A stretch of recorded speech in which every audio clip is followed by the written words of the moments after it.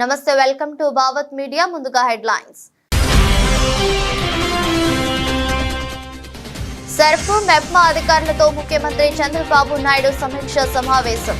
One family one entrepreneur కార్యాచరణతో స్వయం సహాయక సంఘాలకు ప్రాధాన్యమిస్తామని వెల్లడి.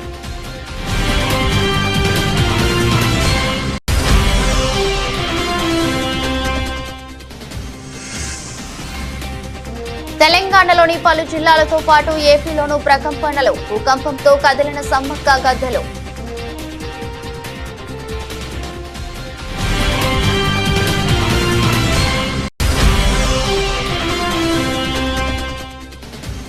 మాజీ మంత్రి ఎమ్మెల్యే హరీష్ రావుపై కాంగ్రెస్ పార్టీ సిద్దిపేట నియోజకవర్గ ఇన్ఛార్జ్ సంచలన వ్యాఖ్యలు. శ్రీకాంతాచారి చావుకు హరీష్ రావు కారణం కాదా అని ప్రశ్నించిన పూజల హరికృష్ణ.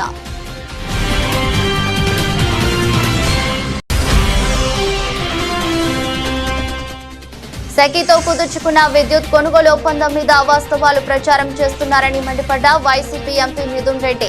టీడీపీకి మేలు చేసే ఉద్దేశంతో దుష్ప్రచారం చేస్తూ ప్రజలను తప్పుదోవ పట్టిస్తున్నారని ఆగ్రహం.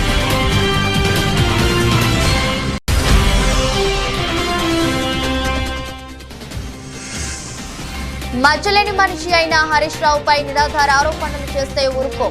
చక్రధర్ గౌడ్ పై తీవ్ర స్థాయిలో మండిపడ్డ బీఆర్ఎస్ నాయకులు.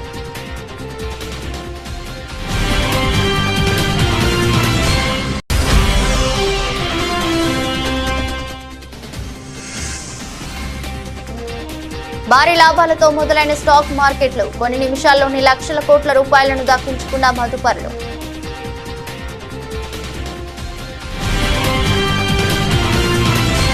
వన్ ఫ్యామిలీ వన్ ఎంటర్‌ప్రెన్యూర్ లక్ష్యానికి అనుగుణంగా రాష్ట్రంలోని స్వయం సహాయక సంఘాలను ఆర్థికంగా పురోగతి సాధించేలా చూడాలని ముఖ్యమంత్రి నారా చంద్రబాబు నాయుడు సర్పు మెప్మా అధికారులను ఆదేశించారు. ఇందుకోసం అన్ని ఎస్హెచ్జీలను వాటి ఆదాయ ఆర్జన బట్టి 5 కేటగిరీలుగా విభజించాలని సూచించారు. ఏడాదికి 1,00,000 కన్నా తక్కువ ఆదాయం వచ్చే గ్రూపును నాన్ లాక్పతిగా, 1,00,000 నుంచి 10 లక్షల వరకు లాక్పతిగా, 10 లక్షల పైన సంపాదిస్తే మైక్రో, 50 లక్షల కన్నా అధికంగా ఆదాయం వస్తే స్మాల్, 1 కోటి కన్నా ఎక్కువ ఆర్జిస్తే మీడియం కేటగిరీలుగా విభజించాలన్నారు. అలాగే వ్యవసాయం, పరిశ్రమలు, సేవా రంగం వారీగా ఆదాయ వివరాలు ఉండాలన్నారు. మంగళవారం సచివాలయంలోని తన కార్యాలయంలో ముఖ్యమంత్రి సర్పు మెప్మా అధికారులతో సమీక్ష సమావేశం నిర్వహించి పలు సూచనలు చేశారు. శేరిలింగంపల్లిలో 50 మంది కాంగ్రెస్ నాయకులు కాంగ్రెస్ పార్టీకి గుడ్ బై చెప్పి గులాబీ కండువా కప్పుకున్నారు. హైదర్ నగర్ డివిజన్, కూకట్పల్లి డివిజన్ లో కాంగ్రెస్ పార్టీకి రాజీనామా చేసిన ఉద్యమకారులు శ్రీకాంత్, లక్ష్మీనారాయణకు ఎమ్మెల్యే మాధవరం కృష్ణారావు గులాబీ కండువా కప్పి బీఆర్ఎస్ పార్టీలోకి స్వాగతించారు. అబద్ధపు హామీలు, బూటకపు మాటలతో ప్రభుత్వం నడిపిస్తున్నారని ఎమ్మెల్యే మండిపడ్డారు. కాంగ్రెస్ గెలిచి సంవత్సరం అయినా ఏ సంక్షేమ పథకాలు ప్రజలకు అందించారని, కాంగ్రెస్ విధానాలను చూసే అందరూ బీఆర్ఎస్ పార్టీకి తిరిగి వస్తున్నారని తెలిపారు. గెలిచి కూడా 1 ఇయర్ అయింది.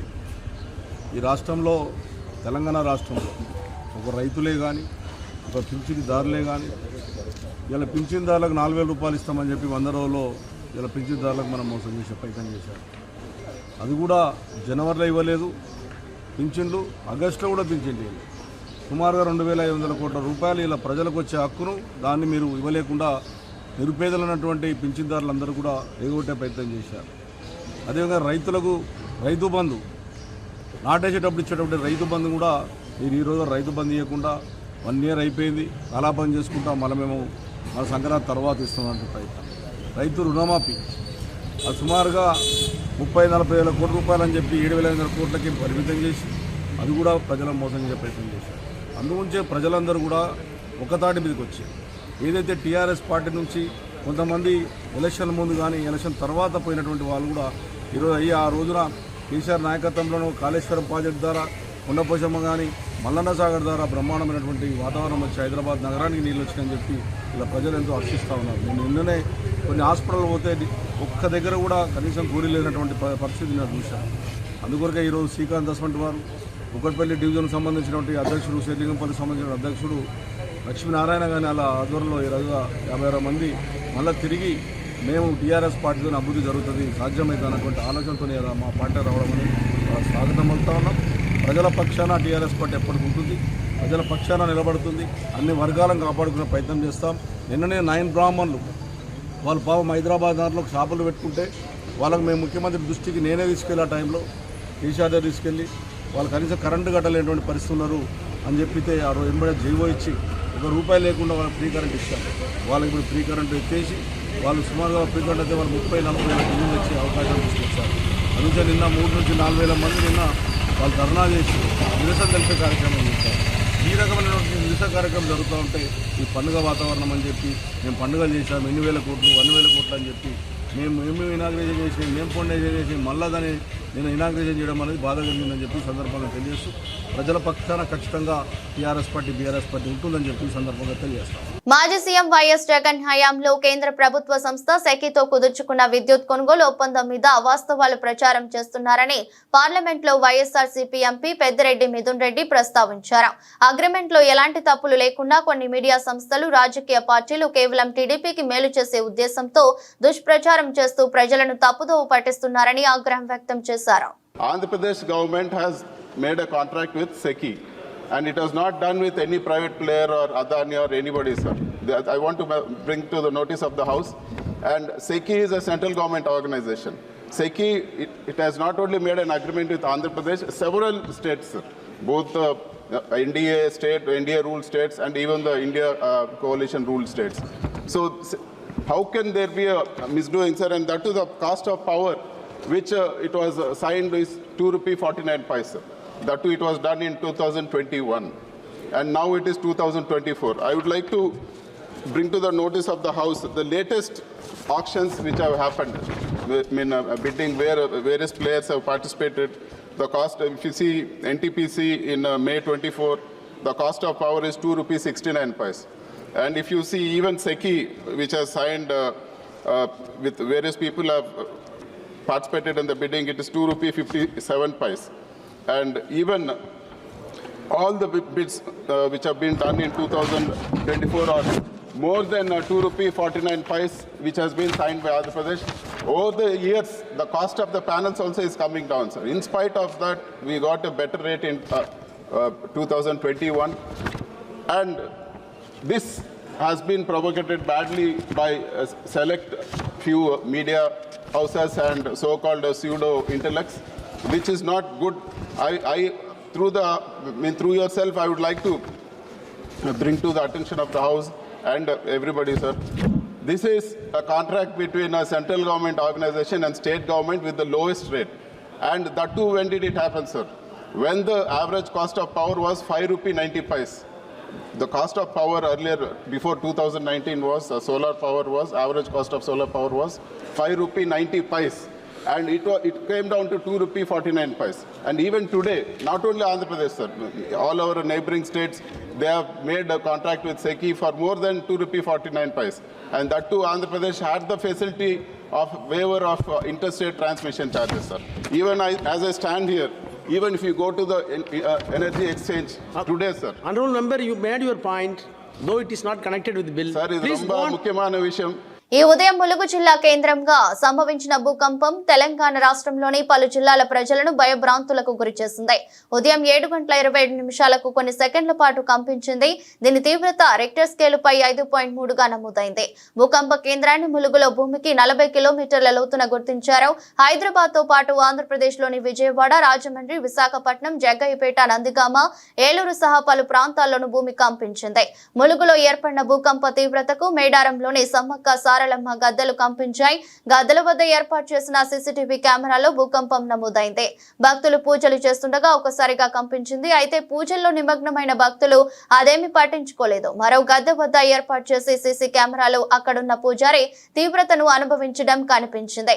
ఏం జరిగిందో తెలియక ఆయన అయోమయంగా దిక్కులు చూస్తుండిపోయారు. Vaikapa social media wing head Sajjala Bhargav Reddy car driver Vemarthi సుబ్బారావును గుర్తు తెలియని వ్యక్తులు విజయవాడకు తీసుకువచ్చి కొట్టి రోడ్డుపై పడేసిన ఘటన మంగళవారం వెలుగులోకి వచ్చింది.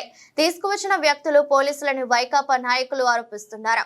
మాజీ మంత్రి అంబటి రాంబాబు, మాజీ ఎమ్మెల్యే మల్లాది విష్ణు తదితరులు మంగళవారం Vijayawada police commissioner SV Rajasekhar బాబుకు ఫిర్యాదు చేశారు. బాధితుడు సుబ్బారావు వైకాపా నాయకుల వివరాల మేరకు ఏలూరు జిల్లా ఆగిరిపల్లి సింహాద్రి అప్పారావుపేటకు చెందిన Vemarthi Subbarao Vaikapa social media head Sajjala Bhargav car driver గా పనిచేస్తున్నారు. భార్గవ్ రెడ్డి పై కడప పోలీసులు కేసును చేయగా ఆయన కొద్ది కాలం నుంచి తప్పించుకు తిరుగుతున్నారు. ఈ నేపథ్యంలో సుబ్బారావును సోమవారం ఆగిరిపల్లిలోని ఇంటి వద్ద ఉండగా ఇద్దరు వ్యక్తులు అతన్ని బలవంతంగా వెంటబెట్టుకుని విజయవాడకు తీసుకువచ్చారు. గవర్నర్ పేటలోని ఆంధ్ర ఆసుపత్రి వద్దకు తీసుకువచ్చి అక్కడ ముసుగేసి కారులో తీసుకువెళ్లారు. ఒక భవనంలోకి తీసుకువెళ్లారని సజ్జల భార్గవ్ రెడ్డి తెలిపారు. ప్రశ్నలు అడిగారని సుబ్బారావు చెప్తున్నారు. భార్గవ్ రెడ్డిని ఎప్పుడు కలిసావు, ఆయన చివరిసారిగా ఎక్కడ దింపావు వంటి ప్రశ్నలు అడిగారని చెప్పారు. ప్రత్యేకంగా కలిసి ఒక కేసు విషయాన్ని వారికి వివరించడం జరిగింది. అదేమిటంటే ఇదిగో నా పక్కన ఉన్నటువంటి ఈయన యామర్తి సుబ్బారావు, యామర్తి సుబ్బారావు ఇతను వృత్తి డ్రైవింగ్. గత 5 సంవత్సరాల నుంచి సజ్జల భార్గవ్ దగ్గర, అంటే మా సోషల్ మీడియా యొక్క హెడ్గా పనిచేసిన సజ్జల భార్గవ్ ఇప్పుడు అతని మీద అనేకమైన కేసులు పెట్టినటువంటి సజ్జల భార్గవ్, ఆయన గురించి మీకు ప్రత్యేకంగా చెప్పవలసిన అవసరం లేదు. ఆయన దగ్గర 5 సంవత్సరాల నుంచి డ్రైవర్గా పనిచేస్తున్నాడు. ఆ తరువాత ఆయన మీద ఈ కూటమి ప్రభుత్వం అధికారంలోకి వచ్చిన తర్వాత ఆయన మీద అనేకమైనటువంటి అసత్యపు కేసులు, ఫాల్స్ కేసులు పెట్టి ఆయన్ని అరెస్ట్ చేయాలని ప్రయత్నం చేస్తున్న విషయం మీ అందరికీ తెలుసు. దానిలో భాగంగానే హైకోర్టు, సుప్రీంకోర్టుకి వెళ్ళి సజ్జల భార్గవ్ ప్రొటెక్షన్ కూడా తీసుకున్నారు. అరెస్ట్ చేయడానికి వీల్లేదనే ప్రొటెక్షన్ కూడా తీసుకున్నారు. నిన్న సుప్రీంకోర్టులో కూడా వాదనలు జరిగాయి. ఆయన ఆల్రెడీ ప్రొటెక్షన్లో ఉన్నాడు, అరెస్ట్ చేసే పరిస్థితి లేదు అనే విషయం కూడా తేట తెల్లవిగా ఢిల్లీ వేదికగా సుప్రీంకోర్టులో కూడా ఆర్గ్యుమెంట్స్ జరిగాయి.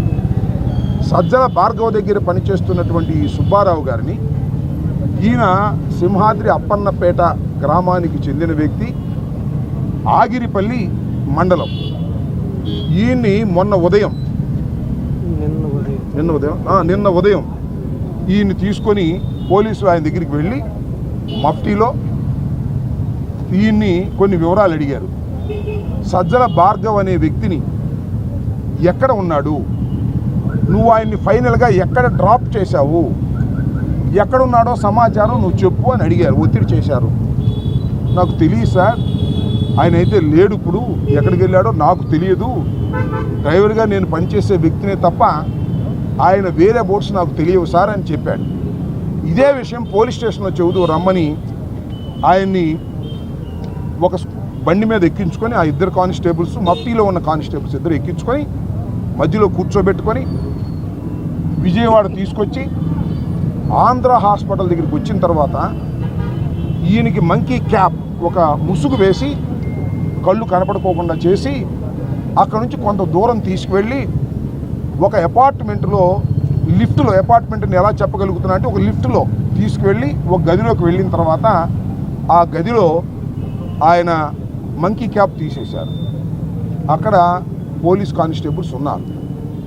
దాంతోపాటు ఇంకా 3 ఉన్నారంట, ఎవరో నిందితులు లాంటి వాళ్ళు, ఇలా పట్టుకొచ్చిన వాళ్ళు. ఈయన్ని చిత్రహింసలుగా చేశారు.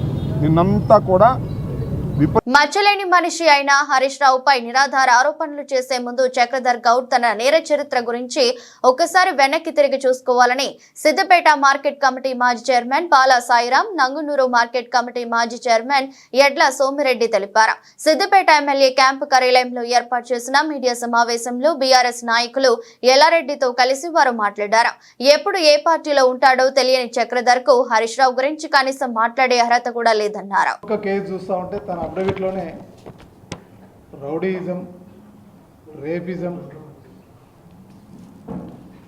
దొంగతనాలు, మోసాలు ఇట్లాంటి కేసులు చరిత్ర కలిగిన నీవెక్కడ? తెలంగాణ ఉద్యమం కోసం, తెలంగాణ రాష్ట్ర ఏర్పాటు కోసం ఎన్నో కేసులై జైలుకు పోయి తెలంగాణ వచ్చే వరకు మొక్కుపోని దీక్షతోని కొట్లాడినటువంటి హరీష్ రావు పైన నువ్వు ఆరోపణ చేయడం ఒక సిగ్గుచేటు. ఇది ఎట్లా అయిపోతుందంటే కాంగ్రెస్ ప్రభుత్వం వచ్చిన తర్వాత వాళ్ళ యొక్క వైఫల్యాలను ఎండగడతా ఉంటే హరీష్ రావును తట్టుకోవడం ఎలా అనే ఆలోచనలో వారి యొక్క కాంగ్రెస్ అధిష్టానము ఈ కింది నాయకత్వానికి కానీ ఈ జిల్లా నాయకత్వానికి మీరు ఏ విధంగానైనా హరీష్ రావును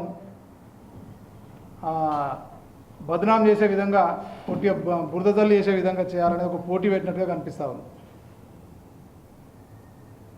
ఎందుకంటే ఎక్కడ దొరకలేదు వాళ్ళు. హరీష్ రావు గారు వారు చేస్తున్న వైఫల్యాలను, ప్రభుత్వం చేస్తున్నటువంటి తప్పుడు విధానాలను ప్రజల్లో ఎప్పటికప్పుడు ఎండగడుతూ ఉంటే వారికి ఎటు ఆగమాగం అవుతూ ఉన్నారు. ఇలా ఇంకొకటి కూడా ఏంటంటే కాంగ్రెస్ నాయకులకు ఇప్పటి వరకు ప్రభుత్వం వచ్చి 1 year అయినా కూడా ఉన్న 3 మార్కెట్ కమిటీ చైర్మన్లకు ఎవరిని నియమించుకోలేక, ఏ ఒక్క పదవికి కూడా సిద్దిపేట కాంగ్రెస్ నాయకులకు ఒక్క పదవి కూడా ఇప్పటివరకు ఎవరికి రాలే. ఆ ప్రభుత్వంలో ఎవరు రాక దీనికి పోటీ పెట్టినట్టు అనిపిస్తూ ఉంది. హరీష్ రావును ఎవరు ఎక్కువ ఇది చేస్తే ఇబ్బంది పెడితే వారికి మేము నీకు పదవులు ఇస్తామని పోటీ పెట్టినట్టుంది. ఆ పోటీలో వీళ్ళు ఒకరికొకరు ఒకరు ఈ మధ్య హరీష్ రావు మీద మాట్లాడుతూ ఉన్నారు. అరే ప్రభుత్వం వచ్చింది, 1 సంవత్సరం అయింది, మరి వచ్చినటువంటి మనకు ఉన్నటువంటి నిధులను వాపసు తీసుకుపోతుర్రు. మనకు మంజూరైనటువంటి నిధులను కూడా వాపసు తీసుకొని పోయినరు. టెండర్లు వేసినటువంటి వాపసు తీసుకొని పోతుర్రు. మరి వాటిని తీసుకొచ్చి ప్రజలకు ఎక్కువ పనిచేసి ప్రజల చేత మద్దతు తీసుకొని పదవులు తెచ్చుకోవాలని పోటీ పడాలి ఎవరైనా. అదే రకంగా సైబర్ క్రైమ్స్ కూడా చాలా ఉన్నాయి. Robbery and kidnapping, robbery and kidnapping case నెంబర్లతో సహా, క్రైమ్ నెంబర్లతో సహా వారి ఎలక్షన్ అఫిడవిట్లో ఈడ కూడా ఏంటంటే హరీష్ రావు గారి మీద పోటీ చేస్తే నాకు బాగా ప్రచారం వస్తే నేను ఇంకా ఎక్కువ దోపిడీలు చేయొచ్చు, నన్ను తొందరగా నమ్ముతారు అనుకుంటారో మరి అదంతా వాళ్ళు ఆలోచించాలి. రాజకీయాలకు వచ్చేటోళ్ళు ప్రజలకు సేవ చేయడానికి లేదా ఒక కాజ్ కోసం, ఒక లక్ష్యం కోసం, ఒక ఉన్నత లక్ష్యం కోసం వచ్చి ఏదో ఒక వర్గాన్ని, ఒక సెక్షన్ను, ఒక పర్టికులర్ సమాజంలో ఉన్న సమస్యలను పారద్రోలడానికి రాజకీయాల్లోకి వస్తారు. దౌర్భాగ్యం ఏంటంటే ఈ రాజకీయాల్లో ఎన్నికల్లో పోటీ చేయడానికి కూడా ఈ దోపిడీకి ఒక వారధిగా భావించడం చాలా శోచనీయం. ఇప్పుడు వారి ఫ్రెండ్ వైఫ్ లబానీ రాయ్ అనే ఒక మహిళ, 21 ఏళ్ల మహిళ ఏడ్చుకుంటూ పోలీసుల ముందు ఇచ్చిన స్టేట్మెంట్ను కూడా మీరు అసలు విలేకరులు, ప్రత్యేకించి సిద్దిపేట సమాజం ఈ విషయాన్ని ఒకసారి పరిశీలించాలని చెప్పి మేము కోరుతున్నాం. అసలు ఇంత కుసంస్కారము, నీచ సంస్కృతి, నేర సంస్కృతి ఉన్నటువంటి చక్రధర్ గౌడ్ గారు మొన్న ఉద్యమంలో కావచ్చు, నిన్న ప్రభుత్వంలో, ఈరోజు ప్రతిపక్షంలో ప్రజల గొంతుకై నిలుస్తున్న హరీష్ రావు గారిని అసలు ఇట్లాంటి చౌకబారు, పసలేని ఆరోపణలు, అసలు ఆధారం లేని ఆరోపణలు చేయడం చాలా శోచనీయం. చదరంగంలో పావుగా మిగిలిపోవద్దని, ఒకవేళ హరీష్ రావును విమర్శిస్తేనే, లేకుంటే చౌకబారు విమర్శలు చేస్తేనే నాకేమైనా పోస్ట్ వస్తుందని చెప్పి ఇదొక స్కీమ్ ఆలోచిస్తున్నారేమో. మరి అట్లా కూడా ఫెయిల్ అయిపోతారు. ఏదేమైనా వివిధ పార్టీల్లో కానీ ప్రజల్లో ఆదరణ రావాలంటే, సమాజంలో ఒక గౌరవం రావాలంటే, రాజకీయాల్లో ఒక హోదాకు చేరుకోవాలంటే ప్రజా సమస్యల పట్ల నిరంతరం పోరాడాలి తప్ప. ఇటీవల సత్యనారాయణపురం పోలీస్ స్టేషన్ లో నమోదైన ఒక కేసులో వైఎస్ఆర్సీపీ నేత పూనూరి గౌతమ్ రెడ్డి మంగళవారం సాయంత్రం సత్యనారాయణపురం పోలీస్ స్టేషన్ లో నార్త్ జోన్ ఏసీపీ శ్రవంతిరాయ్ ఎదుట విచారణకు హాజరయ్యారు. అనంతరం బయటకు వచ్చిన ఆయన మీడియాతో మాట్లాడారు. కూటమి ప్రభుత్వంలో తనపై కక్ష సాధింపు చర్యల్లో భాగంగానే తప్పుడు కేసు పెట్టారని ఆరోపించారు. అర్ధరాత్రి సమయంలో పోలీసులు అక్రమంగా తన ఇంట్లో చొరబడి తలుపులు పగలగొట్టి దొంగల కంటే ఘోరంగా వ్యవహరించారని, గత టీడీపీ ప్రభుత్వంలో కూడా ఒక పోలీస్ కమిషనర్ తనను హత్య చేసేందుకు ప్రయత్నించారని, ప్రభుత్వం కూడా తనకు ప్రాణహాని ఉండడంతో హైకోర్టులో ముందస్తు బెయిల్ కు దాఖలు చేసినట్లు వెల్లడించారు. పోలీసులకు పూర్తిగా సహకరిస్తారని, వారు ఇచ్చిన నోటీసుపై విచారణకు హాజరైనట్లు తెలిపారు. నోటీస్ ఇచ్చి రమ్మంటం జరిగింది. నేను వారి యొక్క ఉత్తర్వుల్ని అనుసరించి దాని ప్రకారంగానే కూడా హాజరవటం జరిగింది. హాజరైన సందర్భంగా వారు ప్రశ్నలు సంధించడం, వాటికి సంబంధించిన సమాధానాలు చెప్పడం జరిగింది. కొన్ని సంబంధించినటువంటి వాటికి ఆధారాలతో సహా మేము ఒక లెటర్ ఒకటి కూడా ఇస్తానని చెప్తున్నాం. ఈ రకంగా నన్ను అవన్నీ హ్యాండ్ ఓవర్ చేయటం అనేది, సెల్ ఫోన్ హ్యాండ్ ఓవర్ చేయడం అనేటువంటి సరైనది కాదని పోలీస్ స్టాండింగ్ ఆర్డర్స్లో స్పష్టంగా పొందుపరచబడి ఉన్నాయి. దాని ప్రకారంగా కూడా మేము డైరెక్ట్గా మీకు హ్యాండ్ ఓవర్ చేయడం సరైనది కాదని, అది ఒక రకమైనటువంటి కోర్టు ఉత్తర్వుల ద్వారా రావాల్సినటువంటిదే తప్ప మరి కాదని ఆ ఫోను ఇవ్వడానికి అది చెప్పడం జరిగింది. విచారణ అధికారిగా ఉన్నటువంటి ఏసీపీ గారు మరలా ఈ కేసుని ఇంకా కొన్ని ప్రశ్నలు మిమ్మల్ని అడగాల్సి ఉన్నది. ఇప్పుడు కాలాతీతం అయింది కాబట్టి మరలా 7వ తారీఖు 4 గంటలకి రమ్మని చెప్పడం జరిగింది. 4 గంటలకు వచ్చి మరలా ఏమన్నా కనుక అడిగినట్టయితే వాటన్నిటినీ సమాధానం కూడా చెప్తానని కూడా తెలియజేస్తాను. ఉమామహేశ్వరరావు శాస్త్రి పైన దాడి చేపించారు, ఆయన సుపారీ కూడా ఇచ్చారని చెప్పేసి చెప్తున్నారు. జగ్గపేటలో ఆ నిందితులను పట్టుకున్నారు ఇప్పటికే పోలీసులు. కోర్టులో కేసు ఉండగా కేసు వివరాలు చెప్పడం కరెక్ట్ కాదు. కానీ నేను మాత్రం ఒకటి చెప్పదలుచున్నా, ఈ కేసుకి నాకు ఎటువంటి సంబంధం లేదు. ఎమ్మెల్సీ ఎలక్షన్లో పోటీ చేయడానికి గత 2-3 నెలలుగా విగరస్గా ఈ 2 జిల్లాల్లో తిరుగుతున్నటువంటి సందర్భంలో జరిగినటువంటి ఇన్సిడెంట్ తర్వాత మా పార్టీ పోటీ చేయడానికి ఎన్నికలు బహిష్కరిస్తున్నామన్న తర్వాత ఇది చోటు చేసుకునేటువంటి దాన్ని చేసుకోవడం జరిగింది. ఇది టీడీపీ గవర్నమెంట్లో జరిగినటువంటి ఇన్సిడెంట్ అనేటువంటి చెప్పాలి. గత 25 ఏళ్లుగా ఏ రకమైనటువంటి విధానానికి పాల్పడకుండా చక్కగా నీట్గా వెళుతున్నటువంటి నేను నా సంగతి మాకంటే రిపోర్టర్లుగా మీ అందరికీ కూడా తెలుసు ఏ రకంగానూ నేను అందరితో ఎలా మెలుగుతున్నాను అనేటువంటి. అటువంటిప్పుడు ఈ రకమైనటువంటి చర్యకి పాల్పడతాను అనేటువంటిది అది సందర్భోచితం కాదు, కరెక్ట్ కూడా కాదు అనేటువంటి చెప్తాను. అదే విషయం పోలీసు వారికి కూడా చెప్పారు. BRS party working president KTR, మాజీ మంత్రి ఎమ్మెల్యే హరీష్ రావు, కవిత ఏ ముఖం పెట్టుకుని ప్రజల వద్దకు వస్తున్నారని కాంగ్రెస్ పార్టీ సిద్దిపేట నియోజకవర్గ ఇన్ఛార్జ్ పూజల హరికృష్ణ విమర్శించారు. సిద్దిపేట జిల్లా కేంద్రంలోని కాంగ్రెస్ పార్టీ కార్యాలయంలో అమరవీరుడు శ్రీకాంతాచారి వర్ధంతిని ఘనంగా నిర్వహించారు. శ్రీకాంతాచారి చావుకు హరీష్ రావు కారణం కాదా అని ప్రశ్నించారు. బీఆర్ఎస్ ప్రభుత్వం అమరవీరుల కుటుంబాలకు ఏం చేసిందని కాంగ్రెస్ నాయకులు ప్రశ్నించారు. ఈరోజు అమరవీరులు శ్రీకాంతాచారి గారి వర్ధంతి సందర్భంగా సిద్దిపేట కాంగ్రెస్ పార్టీ ఆధ్వర్యంలో ఘన నివాళులు అర్పించడం జరుగుతుంది. ఈ ఆత్మ బలిదానాలకు కారకులు ఎవరని నేను అడుగుతా ఉన్నా. ఈ ఆత్మ బలిదానాలకి ఈ అగ్గిపెట్టే హరీష్ రావు కారణం కాదా అని నేను అడుగుతా ఉన్నా. నువ్వు పెట్రోల్ డబ్బా డ్రామా వల్లనే ఈరోజు తెలంగాణ రాష్ట్ర ఉద్యమంలో ఎంతోమంది విద్యార్థుల ప్రాణాలు తీసుకోవడానికి కారణం హరీష్ రావు కాదా అని నేను అడుగుతా ఉన్నా. ఈరోజు నీ డ్రామా వల్ల ఎంతోమంది తల్లిదండ్రుల తమ కడుపు కోత విధించిన సంఘటన హరీష్ రావుకే దక్కుతుంది. ఈరోజు ఈ తెలంగాణ ఉద్యమంలో నువ్వు రెచ్చగొడితే, నువ్వు డ్రామాలాడితే 1200 మంది విద్యార్థుల ఆత్మహత్యలు చేసుకోవడానికి కారణం నువ్వు కాదా అని హరీష్ రావు నేను అడుగుతా ఉన్నా. ఈరోజు అమరవీరుల పేరు చెప్పుకొని తెలంగాణ రాష్ట్రం ముమ్మాటికి కాంగ్రెస్ పార్టీ తల్లి సోనియమ్మ ఇస్తే నువ్వు నీ డ్రామాలు కేసీఆర్, కేటీఆర్, హరీష్ రావు, కవిత డ్రామాలాడి లక్షల కోట్ల రూపాయలు సంపాదించుకొని ఈరోజు అమరవీరుల కుటుంబాన్ని పూర్తిగా మర్చిపోయిన సంఘటన హరీష్ రావుకి, ఈ కేసీఆర్ కుటుంబానికే దక్కుతుంది. అమరవీరుల కుటుంబానికి ఒక్క ఉద్యోగ అవకాశం అన్నా మీరు కల్పించారా గత 10 సంవత్సరాల ఈ బీఆర్ఎస్ ప్రభుత్వంలో నేను అడుగుతా ఉన్నా. ఈరోజు కాంగ్రెస్ ప్రభుత్వం వచ్చి ఏడాది కాలం అవుతా ఉంది. ఈ రోజుకి కాంగ్రెస్ ప్రభుత్వం వచ్చిన తర్వాత అమరవీరుల కుటుంబాలను, విద్యార్థులను ముఖ్యమంత్రి రేవంత్ రెడ్డి గారు వారికి సముచిత న్యాయం కల్పించి అమరవీరుల కుటుంబాలకు గౌరవం దక్కే విధంగా ఈరోజు రేవంత్ రెడ్డి గారు వహిస్తూ ఉన్నారు. ఈరోజు కేసీఆర్ కుటుంబం, తన కుటుంబం నలుగురే, ఎవరు హరీష్ రావు, కేసీఆర్, కేటీఆర్, కవిత, ఆ నలుగురే బాగుపడ్డారు తప్ప గత బీఆర్ఎస్ 10 ఏళ్ల పాలనలో ఏ ఒక్క కుటుంబం కూడా బాగుపడలేని తెలియజేస్తూ ఉన్నా. ఇప్పటికు మళ్ళా కొత్త డ్రామాలు వేసుకొని ప్రజల వద్దకు వస్తూ ఉన్నారు. ఒక దిక్కు కేటీఆర్, ఒక దిక్కు హరీష్ రావు, మళ్ళీ జైలు పాలైన కవిత కూడా మొన్న వల్ల కొత్త డ్రామాలు వేసుకొని ప్రజల వద్దకు వస్తుంది. ఏ ముఖం పెట్టుకొని ప్రజల వద్దకు వస్తున్నారని అడుగుతా ఉన్నా. మీరు అమరవీరుల కుటుంబాలకు ఏమి చేసిర్రో ఈ సమాధానం చెప్పిన తర్వాత మీరు ప్రజల వద్దకు రావాలని హరీష్ రావును సూటిగా ప్రశ్నిస్తా ఉన్నా. యాదాద్రి భువనగిరి జిల్లా వలిగొండ మండల కేంద్రంలో ప్రజాపాలన కళాయాత్ర బృందం కాంగ్రెస్ పార్టీ మండల అధ్యక్షులు పాసం సత్రెడ్డి, పట్న అధ్యక్షులు కనుకల కృష్ణయ్య సమక్షంలో తెలంగాణ ప్రభుత్వం చేపట్టిన 13 సంక్షేమ పథకాలు వివరించారు.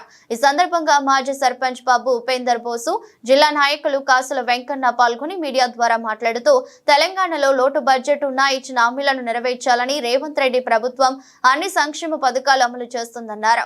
ఈ కార్యక్రమంలో బత్తిని సత్యనారాయణ, మారగోని నరసింహ, తిరుపతయ్య, మల్లికార్జున్, మల్లేశం, ప్రవీణ్, ధనుంజయ్, రమేష్ పాల్గొన్నారు. ఏదైతే ఉన్నాయో జలాలకు వచ్చే రాబడిలో కూడా రెండు నెలల ముందుగా ఉన్నటువంటి వచ్చే ఆదాయాన్ని కూడా పాత గవర్నమెంట్ ఇస్తుంది. ఉదాహరణ మీకు తెలుసు, వైన్స్ 2 నెలల ముందు పెట్టాడు, విషయాలు పెట్టాడు. ఎంతోమంది మామూలు కార్పొరేషన్ ఉద్యోగస్తులకు కూడా 3 నెలల నుంచి 6 నెలల ఉద్యోగాలు పెండింగ్లు ఉంటే ఈ చదువుకునేసరికి సన్యాలు అయినట్టు సంవత్సర కాలం పట్టింది. అయినా కూడా ఈ కాలంలో ఉన్నటువంటి ప్రజలు అందరూ కూడా కాంగ్రెస్ పార్టీ నమ్మి చేస్తున్నటువంటి కేసీఆర్ పీఠ చేసిన అభియానాలకు కవిత ఆలోచన విధానాలు ప్రజలకు తీసుకొచ్చి కాంగ్రెస్ పార్టీకి అప్పచెప్పిన తర్వాత ఈ సంవత్సర కాలంలో ఎన్ని తెచ్చినా అయితే ఉన్న ఒక్కొక్కరు చేర్చుకుంటా మీకు తెలిసి వచ్చిన బస్సు ప్రయాణం కానీ ఇది గృహ నిర్మాణం కూడా ఈ నెలలో స్టార్ట్ అవుతుంది. ఇచ్చిన పైసలలో కానీ పెన్షన్లో కానీ అన్ని రకాలుగా సర్దుకుంటూ వస్తుంది. ఒక సంవత్సరం పూర్తిగా చేసుకున్నందుకు కాలం గడుపుతుంది. అలాగే మనం ఉన్న గ్రామీణ ప్రాంతం మూసి పరివాహక ప్రాంతం మన ఇంతకు రేవంత్ రెడ్డి గారితో, కుమార్ రెడ్డి గారితో మనం అందరం చూసినాం. చిన్నప్పుడు ఇదే ఎట్లా ఇక్కడ ఉన్న పెద్ద మనుషులతో నాతో సహా మనందరం మూసీ నదిలో చేపలు పట్టుకొని కాల్చుకొని తిన్నాం. ఎవరైనా మూసీలో మనం పట్టి చిన్న చేపలు కానీ చందమామ కానీ గల్ల కానీ చేపలు దొరుకుతున్నాయా ఎవరన్నా మనం తింటున్నాం. నేను 13 సంవత్సరాలు నేను మాజీ సర్పంచ్ ఉల్లిగడ్డ 13 సంవత్సరాలు ఉల్లిగడ్డ నుంచి చేపలు తిన్నాను.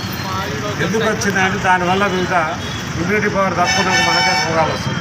కాబట్టి ఇంత అశాస్త్రంగా జరుగుతున్నటువంటి అలా దర్శనం తీసుకొని రేవంత్ రెడ్డి గారు ఇస్తారు, అనిల్ కుమార్ రెడ్డి గారు మూసీ ప్రక్షాళన కన్నా ముందు పడితే ఇక్కడ మూసీ పరివారక ప్రాంత మంత్రి కూడా సంతోషిస్తారు. ఎందుకు అదే ఇక్కడ ఉండేవాళ్ళు కాకుండా విదేశాల్లో ఉన్నటువంటి మన తెలంగాణ వాళ్ళందరూ కూడా మన మూసీ పరిపాలన సాధ్యం. ఎందుకంటే మేము తిన్నా మా ఆరోగ్యాలు ఖరాబైనా మేమే తట్టుకున్నాం ఏదో పరిస్థితి. కానీ మా పిల్లలు, మా ముందు తరాలు, మా మనవరాలైనా మంచి ఆరోగ్యంగా ఉండాలంటే మూసీ నది ప్రక్షాళన జరగవలసిందని ముఖ్యంగా దాన్ని హృదయంగా తీసుకొని దాంట్లో ముందున్నటువంటి మన అనిల్ కుమార్ రెడ్డి గారు ముఖ్యంగా ధన్యవాదాలు. ఎందుకంటే దేశీయ స్టాక్ మార్కెట్ లో బుధవారం భారీ లాభాలతో మొదలయ్యాయి. ఈ క్రమంలో ఉదయం 9:45 నాటికి సెన్సెక్స్ 347 పాయింట్లు పెరిగి 81,193 పరిధిలో ట్రేడ్ కాగా నిఫ్టీ బ్యాంక్ 98 పాయింట్ల లాభంతో 24,542 దగ్గర ట్రేడ్ అవుతోంది. ఇదే సమయంలో బ్యాంక్ నిఫ్టీ 248 పాయింట్లు వృద్ధి చెంది 52,958 స్థాయిలో ట్రేడ్ అవగా మిడ్ క్యాప్ 100 ఇండెక్స్ 272 పాయింట్లు లాభపడింది. దీంతో మదుపరులు కొన్ని నిమిషాల్లోనే లక్షల కోట్ల రూపాయలను దక్కించుకున్నారు. నిన్నటి ముగింపుతో పోలిస్తే మార్కెట్ స్వల్ప పెరుగుదలతో మొదలై క్రమంగా పుంజుకున్నాయి. ఈ నేపథ్యంలో HDFC life, TSH, SBI life insurance, Wipro, HDFC bank కంపెనీల స్టాక్స్ టాప్ 5లో ఉండగా Bharti Airtel, Cipla, Adani ports, doctor Reddy's labs, Adani enterprise సంస్థల స్టాక్స్ టాప్ 5 నష్టాల్లో ఉన్నాయి. బుధవారం నాటి ట్రేడింగ్ లో స్విగ్గీ షేర్లు 6.6% జంప్ చేసి ఒక్కో షేరుకు 534.85 వద్ద ఇంట్రాడే గరిష్టాన్ని నమోదు చేశాయి. ఫుల్ డెలివరీ ప్లాట్ఫామ్ తన సెప్టెంబర్ త్రైమాసికాన్ని మంగళవారం పోస్ట్ మార్కెట్ అవర్స్ లో విడుదల చేసిన తర్వాత మదుపర్లలో కొనుగోలు ఆసక్తి పెరిగింది. ప్రస్తుతం ఈ కంపెనీ మార్కెట్ క్యాపిటలైజేషన్ విలువ 1,15,727.73 కోట్లుగా ఉంది. వార్తలు ముగించే ముందు మరోసారి హెడ్లైన్స్. సర్ఫ్, మెప్మా అధికారులతో ముఖ్యమంత్రి చంద్రబాబు నాయుడు సమీక్ష సమావేశం. వన్ ఫ్యామిలీ వన్ ఎంటర్ప్రెన్యూర్ కార్యాచరణతో స్వయం సహాయక సంఘాలకు ప్రాధాన్యమిస్తామని వెల్లడి.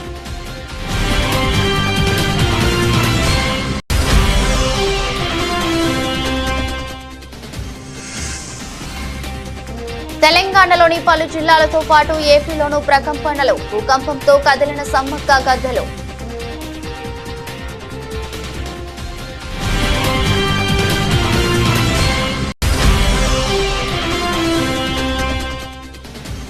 మాజీ మంత్రి ఎమ్మెల్యే హరీష్ రావుపై కాంగ్రెస్ పార్టీ సిద్దిపేట నియోజకవర్గ ఇన్ఛార్జ్ సంచలన వ్యాఖ్యలు. శ్రీకాంతాచారి చావుకు హరీష్ రావు కారణం కాదా అని ప్రశ్నించిన పూజల హరికృష్ణ.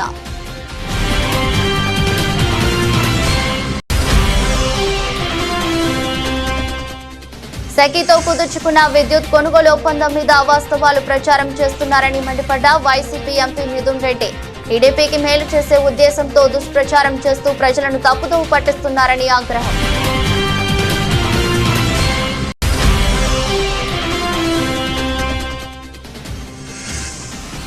మచ్చలేని మనిషి అయిన హరీష్ రావుపై నిరాధార ఆరోపణలు చేస్తే ఊరుకో. చక్రధర్ గౌడ్ పై తీవ్ర స్థాయిలో మండిపడ్డ బీఆర్ఎస్ నాయకులు.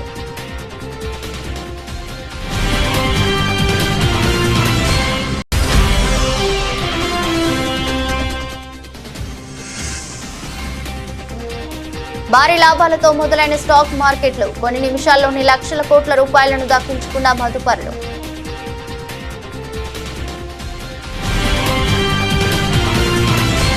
ఇదరస్ట్ బులెటిన్ మరో బులెటిన్లో మళ్ళీ కలుద్దాం. అంతవరకు సెలవు. నమస్కారం.